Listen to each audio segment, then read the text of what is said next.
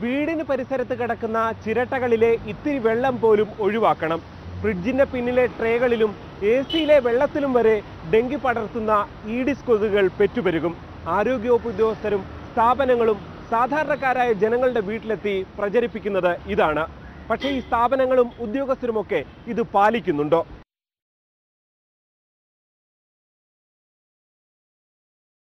ഡെങ്കിപ്പനിയുടെ തലസ്ഥാനം ഇന്ത്യയിൽ തിരുവനന്തപുരമാണ്.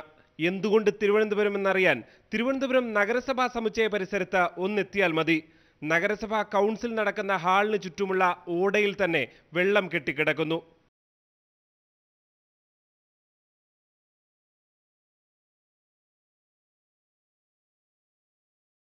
ഈ ഓടയേക്കാൾ വലിയ കൊതുക് വളർത്തൽ കേന്ദ്രം കാണാൻ നഗരസഭയ്ക്ക് പിന്നിലേക്ക് എത്തിയാൽ മതി. 100 കണക്കിന് ടാർ വീപ്പകൾക്ക് മുകളിലുള്ളത് വീടുകളിലെ ചെറിയ ഉറവിടങ്ങളെക്കാളും വലിയ കൊതുക് കേന്ദ്രങ്ങൾ. ടാർ ഒഴിഞ്ഞ കാലി വീപ്പകളുടെ കാര്യം പറയേണ്ടതില്ലല്ലോ.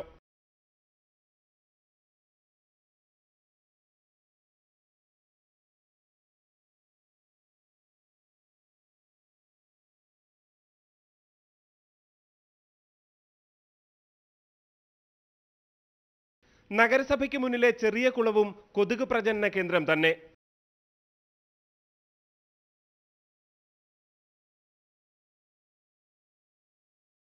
ആരോഗ്യമന്ത്രി 4 or 5 തവണ നേരിട്ടെത്തി ഉദ്യോഗസ്ഥരെ ശകാരിച്ചും നിർബന്ധിച്ചും ശുചീകരണവും പ്രതിരോധ പ്രവർത്തനവും നടത്തിയ സ്ഥലമാണ് തിരുവനന്തപുരം ജനറൽ ആശുപത്രി.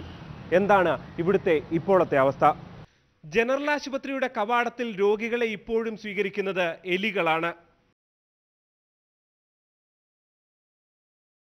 ഇനി കവാടം കടന്ന് ഉള്ളിലേക്കെത്തിയാൽ കാണുന്ന പല ഓടകളിലും നടക്കുന്നത് കൊതുക് പ്രജനനം തന്നെ.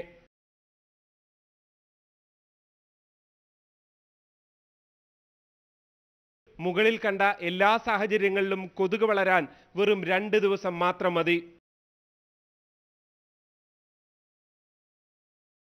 ഒരു 2 ദിവസം മുതൽ ഒരാഴ്ച വരെ വെള്ളം കെട്ടിക്കിടന്നു കഴിഞ്ഞാൽ അവിടെ കൊതുകുകൾ മുട്ടയിട്ട് അത് പെരുകും. മഴക്കാലം ആകുമ്പോൾ വളരെ വേഗത്തിലാണ് അത് പെരുകുന്നത്. അതായത് ഒരു കാര്യം വ്യക്തമാണ്, സമൂഹത്തെ ബോധവൽക്കരിക്കേണ്ട ആരോഗ്യവകുപ്പും തദ്ദേശ സ്വയംഭരണ സ്ഥാപനങ്ങളും സ്വന്തം പരിസരങ്ങളിലെ വൃത്തി പോലും ഉറപ്പുവരുത്താതെയാണ് ജനങ്ങളെ ബോധവൽക്കരിക്കാൻ ഇറങ്ങുന്നത്. മഴയല്ല രോഗം. Cameraman N. ഷിജുവിനൊപ്പം G. Sreejith, News 18, Thiruvananthapuram.